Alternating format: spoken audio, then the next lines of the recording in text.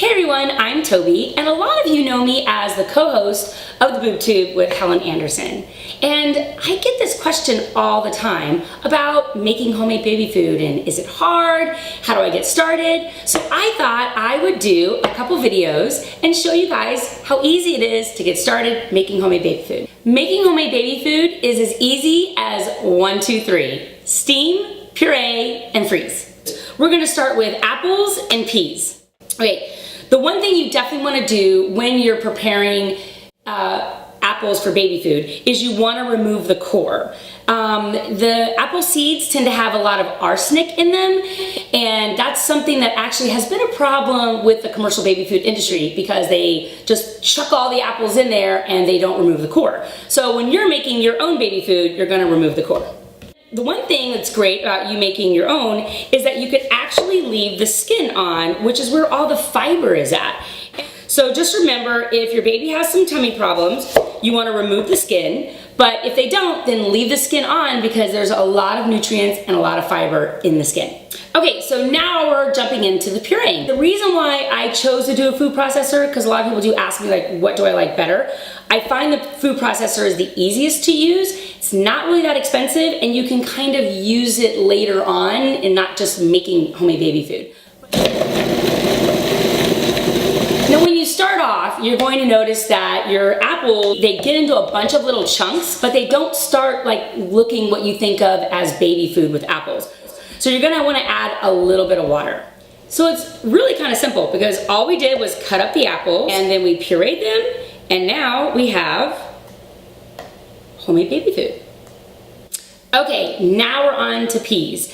Okay, so obviously with the apples, there really wasn't any steaming. But when it comes to your vegetables, there's definitely gonna need to be some steaming that goes on because they're very fibrous, they're a little bit hard on the tummies, and when you steam them a little bit, it kind of helps to start the breakdown of the fibers, and that kind of makes it a little bit easier for those little bellies to digest. But we don't wanna steam too much.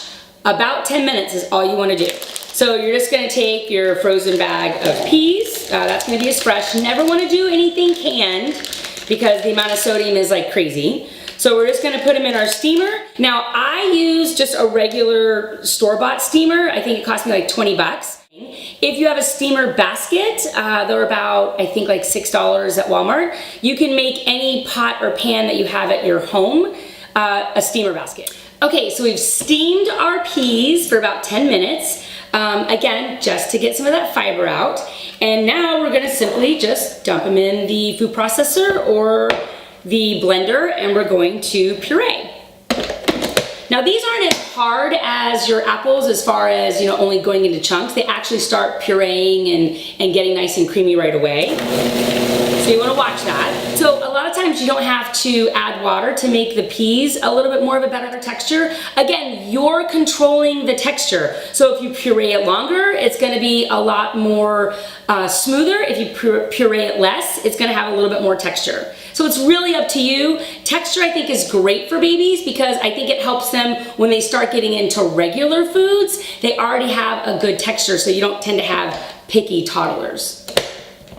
So as you can see, making homemade apples was, you know, kind of simple. All you had to do was puree, and there you go. Now, the goal of making homemade baby food is to not have to do it every day. Because, I mean, gosh, who has time for that? I know I don't. So the goal is to try to take a weekend or take a day and make enough baby food for about 2 weeks, maybe a month, so that you only have to slave in the kitchen for 1 or 2 days, and then you're done.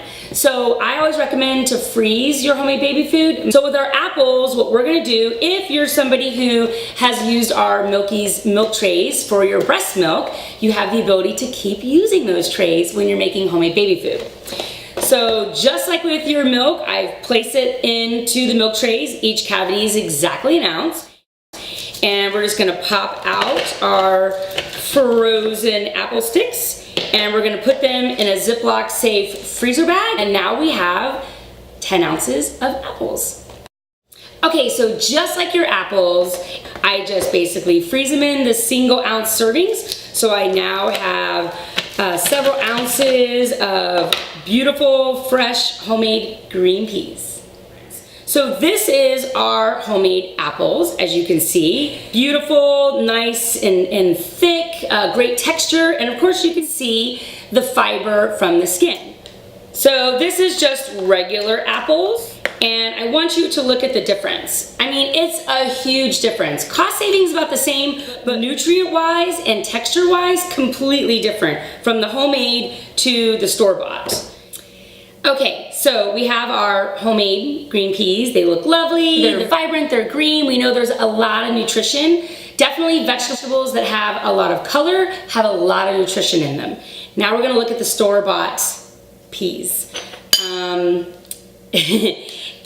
Definitely you can see a big difference in texture, and you can also see a huge difference in color. And you're probably wondering why that is. Even the organics come out really brown like that, and that's because they've been overly cooked. And that's just a process that's part of the commercial industry. They have a lot of rules and regulations that they have to follow, so they have to overly cook all the foods. What does that mean to you? It means that there's a lot of nutrients that's lost. Okay guys, I hope you really liked this quick little video on getting started making homemade baby food. Each month I'm gonna actually be doing a new video with new vegetables to try, and what's exciting about making your own is it's unlimited options. You've got superfoods out there. You've got papaya, avocado, broccoli, cauliflower. I mean, the list, beets, the list keeps going on. So each month we're gonna be doing a quick little video and showing you how to do those things, all right? Below, I'm gonna add a link to some great videos on YouTube that I've done about how to get started and why you should make homemade baby food, all right? Thanks so much, bye.